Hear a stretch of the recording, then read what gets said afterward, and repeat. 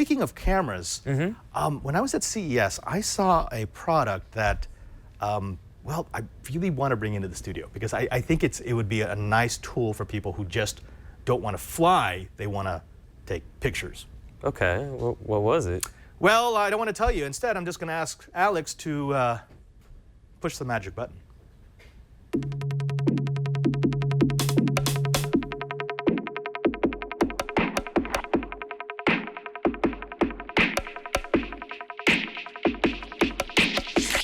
'2015 was the year of the drones. Drones were everywhere. Everyone had a drone. Everyone wanted to offer a drone. Well, 2016 is the year that drones grow up, which is why we're looking at the Hexo. I'm with the CEO of Hexo, Antoine, who's going to explain why this is the drone for the people who don't want to fly. Antoine, what is the Hexo? The Hexo is a self-flying camera. It's a camera which flies, so it's a drone carrying your favorite action camera. And the beauty is you don't need anything to know about drones. So you just have a simple smartphone application where you can select from a library of camera movements. You can select where you want the drone to be compared to you, just launch it, and it works. Drone will take off, you put the smartphone into your pocket, you move around, and you get great aerial footages without the need to pilot a drone. Oh, I have seen the sample footage from your cameras, and it's absolutely gorgeous. And I think we're going to try to get to your test flight later on in the week. But I got to ask, who are you selling this for? Because this is about $1,300. It is a very impressive piece of technology, but that's an expensive camera. It's for all sports and video enthusiasts. You know, our customers today are very fan of action sports like snowboarding, surfing, riding bicycles, and they are enthusiasts about videos, spending hours of watching videos, editing their videos, and sharing their videos. So it's for any GoPro owners who wants to get new aerial footages from their action sports. I have to say, the whole idea of a drone following you is not new. In fact, Lily made a big splash last year in having a drone that could do just that. But yours is the first 6-rotor craft. Why 6 over a standard quadcopter? 6 for more stability at high speed. So this one flies up to 45 miles per hour. So if you go 45 miles per hour, we can follow you, we can frame you and get very nice high quality images. And for safety as well. If you lose one propeller, the drone will reconfigure and will be stable enough to land safely. And I think that actually that's a huge point that you need to point out, which is if you have a quadcopter and you lose a motor or a prop, it will fall out of the sky. If you have a 6 multi-rotor, you lose one, even lose 2 if they're on opposite sides, it will keep flying. It gives you that margin of error. Oh, Antoine, where do you see this going? If 2016 is the year that drones grow up, will this become just something that everyone has in their vacation video repertoire?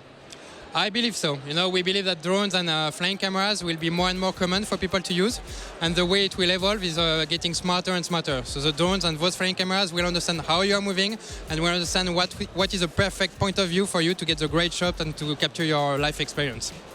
Antoine, thank you very much for speaking with us.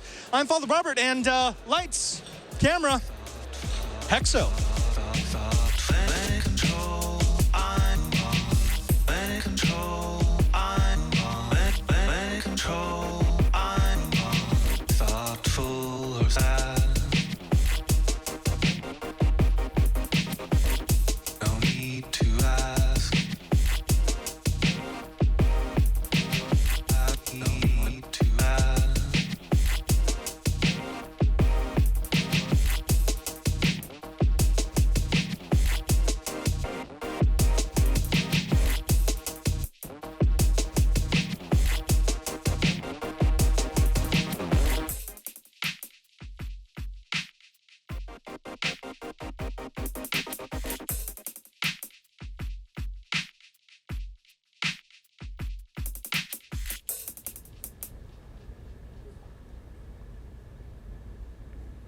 So you got to remember that there was no transmitter. There's no standard like stick remote on that. Everything was done from an app, from the absolutely automated takeoff, automated landing, and you could do follow. So like, for example, in that police car, that was just a police officer who stopped by and thought, hey, can you show me what this is? And they put the phone inside the car on the dash and they said, follow at this distance. And it started like just doing lazy circles around the police car. That's cool. As it was driving. That's something I think that photographers who don't care about the drone side will like. Yeah, I think so, especially if you want that static kind of shot, which it used to be the realm of helicopters. Like you needed to get a helicopter to get shots like that, and that's pretty cool. And there's a couple of different modes. They showed me, so there's the one where it's static, so it just stays at the same angle the whole time, tries to keep you in the frame.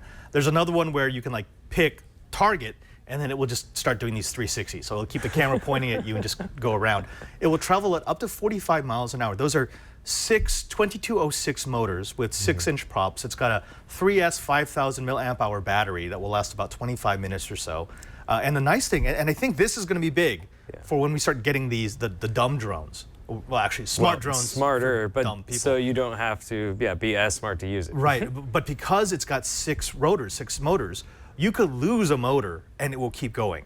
Right. And it can do emergency landing versus something like the Lily, which we have on pre-order. You lose a motor, it will drop out of the sky. Yeah, and that's my biggest fear is when those devices either lose a motor or the battery starts to run out and say in their video you're kayaking down a river, where does it look for the nearest spot to land or fall out of the sky? It goes for a little swim. Yeah.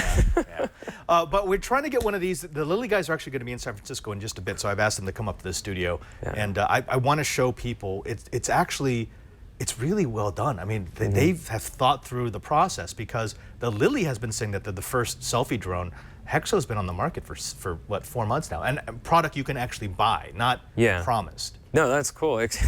I was surprised that they actually let you play with it, though. I know. Well, that was the thing. So we drove away from the convention center. They had this place near one of the public parks that they had cordoned off, and they had like 6 models there, and they were letting people to take it up. And the amazing thing was, it really is as simple as saying, take off, follow.